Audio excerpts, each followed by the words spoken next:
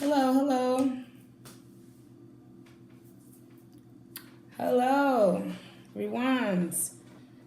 TikTok, YouTube, and Facebook. And this will also be on my YouTube channel, A Survivor's Life on YouTube. I am Kimberly Wyatt, two-time breast cancer survivor. So I wanted to come on and give some information and, kind of just talk to my newly diagnosed breast cancer or just cancer. Also, I want to say my condolences to Erica Ash, her family. She's lost her battle with cancer. So my prayers and condolences to them. Also, hello. I want to talk to my newly diagnosed people, my Previvors, because it's very important. You guys are the most important as far as gathering information. Gather your team. You're gonna need your team. As soon as you're diagnosed, you need to get a good team of doctors together so that you'll get the more education. Just it's best to get started on it as quickly as possible. That way you're moving through the steps, but you're not getting overwhelmed or stressed out about it. That way you'll have your team to lift you up when you feel down. And that's when the depression can come. When I was newly diagnosed, my first diagnosis with breast cancer, I was really distraught. The first diagnosis, I didn't even know that that's what I had. I knew I had a lump, but I didn't know that's what I had. I went to the doctor. They're telling me that it wasn't that, and I believed them. Don't believe everything the doctors say. Get a second opinion if you feel something that doesn't right. But I went on to work and act like nothing was going on. It was something going on. Definitely was something going on. I had cancer. Thing about it is I was misdiagnosed, so I didn't know that I had to go back and get a second opinion, a third opinion. Please, please, please advocate for yourself. That's the most important thing that you can do. Educate yourself. Please, please, please gather information about whatever diagnosis they say you have. You want to gather that information and so that you can be well aware. That way someone's not pulling over the wool over your eyes. That way you're not like, oh, I didn't know that or I didn't know that. Yes, you could know that and you should know that. So educating yourself is very important.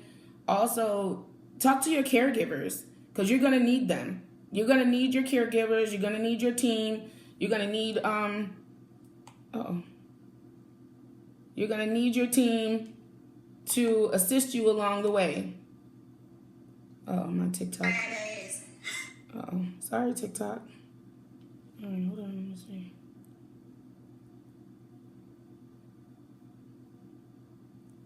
All that time, I feel so bad.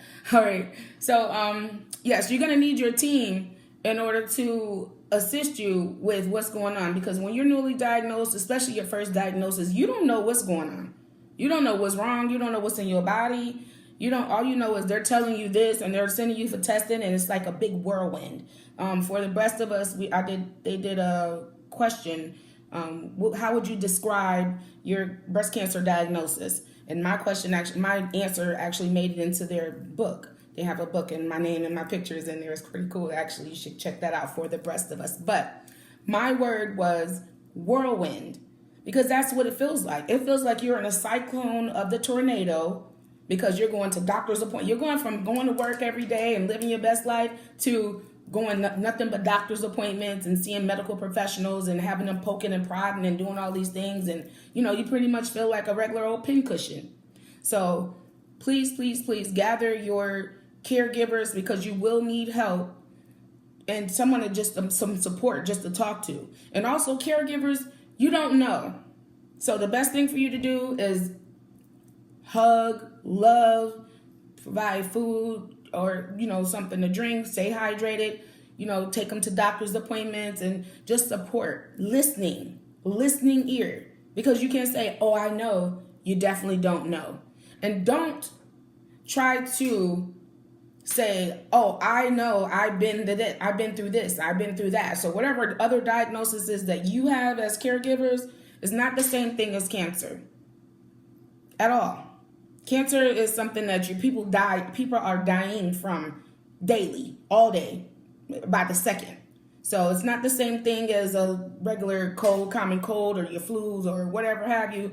Don't say, "Oh, I've had this or I've had that." That's not helpful at all, at all. When I don't want to hear it, I get mad about this. I be like, I don't hear that. And if that's the case, then why you ain't over there having your chemo? So you don't know. So don't act like you know. Best thing to do: listen. Also, you want to set up your rides because you're going to need help going to the doctor because you're not going to feel well. You're going to feel sick. You're going to feel tired. You're going to feel your stomach is upset. You can't eat. At one point, I was getting some shot after chemo, which I quit that too. But they gave me a shot right after chemo, and it's supposed to strengthen your bones. But that thing was painful. Like, I'm not even gonna hook. That thing was so painful. I couldn't even walk one day. I said, "Oh no, this ain't working for me." I quit.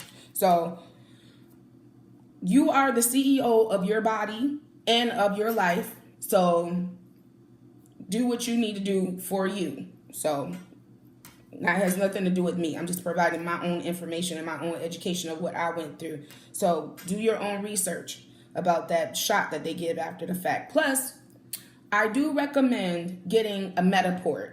Now, a Metaport is a small little port. You can see the scar. I had it 2 times. So, but it's a little port. They put the chemo in, and so you won't blow your veins because you're having chemo every day, all day, every day for hours. You're gonna blow all your veins. I know you don't want to, whatever have you, but this will save your veins in your arms so you won't look like a drug addict. Technically, you are a drug addict because you're on chemo. You're a drug addict, but you don't have to look like you're like a drug addict with your arms. So I would recommend the Metaport is what it's called. They can draw blood from there, and they can put the chemo in there too. So that is helpful in that way. It's going to be a long ride. Join a support group. Join a support group with people that are like you because they can provide information and education of outside of your caregiver, outside of your doctor, of what their experience was. That way it kind of softens the blow a little bit. It's not going to soften it all the way, but it will soften it a little bit. So you won't have to feel like you just a punching bag and you just going to war every day, every time you go into the doctor's office. No, it doesn't have to be that way. And some support groups do offer the rides to and from. So I would take that help. If you can get the help, I would take that help. Take vitamins. You want to take vitamins, that way, you're building up your immune system on your own. Also, they have other, holistic things like soursop and, elderberry, things like that. That could be helpful. So do your research. Stay hydrated. Stay hydrated even after the fact. Even before the fact, everyone needs to stay hydrated because water is good for the body. 8 to 10 glasses of water a day. So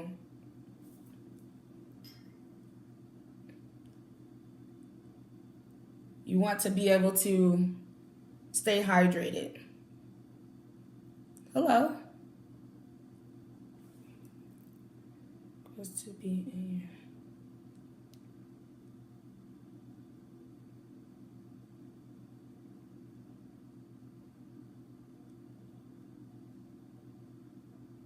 Okay, so I'm trying to bring you in. I don't know how to bring you in. I'm accepting. I don't know what's happening. Okay, I'm not really sure. Sorry, Shy White. I'm trying to bring you in, but it's not accepting, so I'm not really sure. But stay hydrated. Also, it's going to become really, really, really real to you once your hair starts falling out. Once your hair falls out, I promise you, I cried for a whole day when my hair fell out. Crazy thing is, I was already wearing wigs before they were stylish. So, but I still cried. When you don't have the choice anymore, when your choice is taken away, that's when it's really hard. And a lot of people didn't even know I was going through cancer because I was always wearing wigs anyways. So, yeah. But when your hair falls out, it's going to be devastating. At least for me it was. And I would suggest just go ahead and shave your head. The second time, I just went in ahead. The first time I shaved my head too, but the second time I shaved my head by myself. Now that's some courage, because it took some courage to do that. Just get the clippers and it's like, I'm about to go ahead and get it off. Because it's all patched up anyways. You ain't going to want to look at it. You might as well go ahead and get rid of it. It's going to be all patchy and just, you don't even got to comb it. Just touch it and it's all going to be falling out. So go ahead and shave that head. Yes, education is good. Hello, Window. Hello, Henry. Sean White. So yes, we want to make sure that you get you a nice wig. You ain't even got to wear wigs if you don't want to. Some people rock a cute little bald head. Everybody was saying I look nice with my bald head. I was self-conscious with that bald head. When it started growing back a little bit, a little peach fuzz, I was happy to get a little peach fuzz, but I still was self-conscious even with the little peach fuzz that I had. Like, man, I'm like, I like some bundles. I like my hair swinging out my back. No, but I just like to have hair on my head. I mean, I think it's just, I don't know, something, but it will grow back. It will grow back. And like that collagen I was telling you about in that other video, get that. Also, biotin. Biotin is really good. Check that out, biotin. Always didn't, you can't go wrong with your vitamins. Your vitamin A, B, C, D, B12. Chemo brain is a real thing. So as much B12 as you can get, do Sudoku. Get some word puzzles. You're sitting at chemo for hours on end, you might as well take a nap, wake up, get you some word puzzles, get you a ginger ale and some snacks. Yes, ginger ale is the best drink to get. Ginger ale. If you're going to have something on your stomach, you want some ginger ale, because that's going to smooth it on out and it's going to coat it. It's going to make it feel a lot better, because that bubble, that feeling of I'm going to throw up is real. So get that. So yes, depression is real. So I went into a really deep depression. That's why I always say American Cancer Society, because they are very helpful. I used to call them at 3 or 4 o'clock in the morning in a drunken stupor, because I was trying to figure out what is this foreign thing in my body and what are they telling me that I have. I didn't know what it was, and I was scared. I didn't have anybody to really talk to. Everybody was just didn't know either. I never even knew about cancer. I knew about cancer, but I knew nobody in my family ever had cancer. So that's why I was really, really scared, and I drank a lot because I didn't know what to do. I was confused and scared, and I didn't know what was going on. So I would definitely reach out whenever time, whatever you have available, gather your information. Because depression is real. I was depressed. This is how you know when you're depressed. You start feeling sad, irritable, hopeless. You lose interest in things. You have a lack of sleeping or oversleeping. You have energy loss. You're fatigued. You're fidgety. You're feeling worthless. You have difficulty thinking. You have difficulty concentrating, and you're having suicidal thoughts. Believe it or not, I'm a God-fearing woman. I love me some the Lord, okay? And I know I'm only here on prayers and God's grace, but in some of those instances, I wanted to go ahead and get rid of myself. Like, I just wanted to go ahead. I was so fed up. Like, would it be easier just to be gone? And no, it's not easier to be gone. No. Because if that was the case, you would already be gone. So no, that's not an option. Get that out your head. Previvors, don't think about it. Get that up out of here. And when you start thinking thoughts like that, you need to get on the phone, call somebody. You need to go talk to somebody else. You need to find out what you can do in your area. Keep yourself busy if you're able to. I got me a degree on chemo.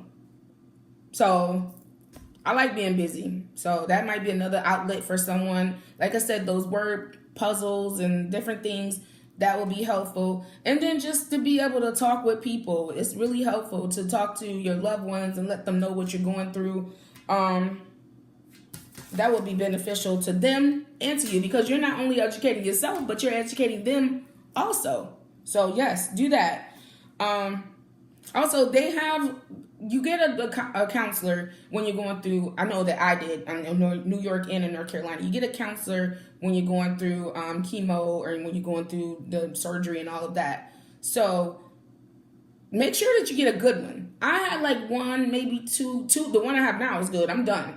But the one I have now is good. And I had one under my first diagnosis, but I had some really terrible ones in between. And you can be misdiagnosed really easily because you're going through a bad situation in your life. It's a traumatic event. So don't let nobody think that you schizophrenic. Ain't nothing schizophrenic about you. You having a traumatic event going on in your life. Yes, you're emotional. Yes, all of these things you're feeling are valid. So no, you don't have to worry about being schizophrenic, manic, depressant, bipolar, all these different things they like to throw around. At the end of the day, you're going through something. That's valid. So don't let them think that you are crazy. They're gonna ask you, fill this paper out, fill out this paper. Don't fill out them papers. Because that's the paperwork saying, this crazy. You crazy. Now you're not crazy. You just going through something. Because you fill it out about 2 years later, and the whole thing going to be a whole different, totally different person. So I suggest don't fill out any type of questionnaires and all that. How you feel today and how you feel next week. And how did you feel, how many days in the week did you feel like that? No, you don't have to fill out them paperwork. Like I said, you are the CEO. You can say, nope, I ain't doing it. Go in there and let them know you work for me. I am the boss of me. Do that. And just love on yourself. Love on yourself. I recommend go get a massage. Get a massage. They got them at the cancer center. I know here in Charlotte they have a massage. They do massages over there for a discounted rate for survivors. I would recommend get a massage. I also would recommend just doing things that you want to do because you're gonna be off work anyway. And if you're on part-time or something like that, go do something that you want to do. Because today and tomorrow's not promised. So do the things that you like. I love that song, my new favorite, my theme song. I tell my kids all the time, my theme song is that Bryson Tiller song, Whatever She Wants. Yeah, because it is. That's the season we in right now. Previvors, survivors, thrivers. We in that whatever she wants season, or he wants, because men can get cancer too. So whatever we want, get it, do it. And then just stay prayed up, because it's easy to just fall off. It's easy to be like, today ain't the day. Nah, get out the bed. Get up. Get up. I promise you. When you look good, you feel good. So you want to get up and look good every day. I don't care if you're going somewhere or not. Every time I went to the cancer center, I make it like an event. They be thinking I'm a movie star going into the cancer center. Like, where you think you're going to get chemo? I'm going to get chemo, or I'm going to surgery. Where you going? Surgery. Look good, you feel good. Yes. Hi, you met me at the nail salon. Yes. Yep, with Kayla. Okay, hello. Yes. Henry, yes, education is good. You got to educate yourself. You are so welcome. Yes, I do this it's going to be 2 days a week starting next week. But yes, please continue to come on. It's going to be lots of great information. I'm just sharing what I went through and possibly to help some other people. I believe so, but I'm going to go and look on your profile. I believe I do. Kayla does your nails too, right? Yeah, I think so. But I told her give you my information. We can have coffee one day or something. It'd be fun. Catch up. I'd love to do that. And cherish every day, because at the end of the day, you don't know when the last day is going to be. And it's not just for cancer people, for anybody, traumatic, anything. Do you not see the world we're living in? You better be happy just to be waking up. And you better go ahead and do the things that you want to do and not worry. Don't save anything. I remember once upon a time when I was growing up, I used to be like, I'm going to save. My mom used to be like, we're going to save this for Easter. We're going to save this for Christmas. Or something. No, we ain't doing that no more. Don't save nothing. You better wear that outfit. You better go on that trip. You better go do exactly all the things that you want to do, because you don't even know if you're going to be walking around tomorrow. Because I promise you, I didn't know that I was going to be diagnosed once or even twice. So do what you want to do when you want to do it. I pride myself on taking a trip once a month. Yep, I go out of town once a month. You know why? Because that makes me happy. Whatever she wants, okay? And just loving what you do is very important too. So someone once told me, as far as employment, someone else told me, if you find out what you like to do and then find a way to make money at it, That's how you know what you'll be loving to do, even down the road, because you won't consider it work. It's not work. I love what I do. I love selling oxygen. I love selling oxygen. I love my seniors. I love selling insurance. So I just love doing what I do. I love talking to my elders. I learn so much from them all the time. All the time. So if you know anybody need oxygen, reach out to Inogen. I'm an Inogen oxygen representative. And yes, it's lightweight. Yes, it's portable. And yes, it will be beneficial. So get your seniors out there and get them some lightweight so they can get outside and create some new memories. Just because they're 60 and 70 and 80 years old. I have patients born in the 1920s. And they want Inogen to go outside. So yeah, do that. Why not? Also, just help others. You want to make sure that you're giving back because you had a second chance, a third chance, a fifth chance, a 10th chance. Why not? Help the rest. Help someone coming behind you. That way they won't have to go through so much, because this is a fight. You doing round for round when you're doing cancer. When you're doing breast cancer, any type of cancer, any type of trauma, you're doing round for round. Also, this is the most important thing, and I'm going to leave y'all in y'all day, but the most important thing, don't have negative Nancy's around you. If the people that you are around, I don't care if it's mother, brother, cousin, sister, uncle, friend, whoever you consider your caregivers, if they're not pouring into you, get rid of them. Because I kept around one or two people that should have been around. I was in a bad, mentally abusive relationship during both of my diagnoses. And it was horrible. That probably what drove the diagnoses because I was so stressed out with foolishness.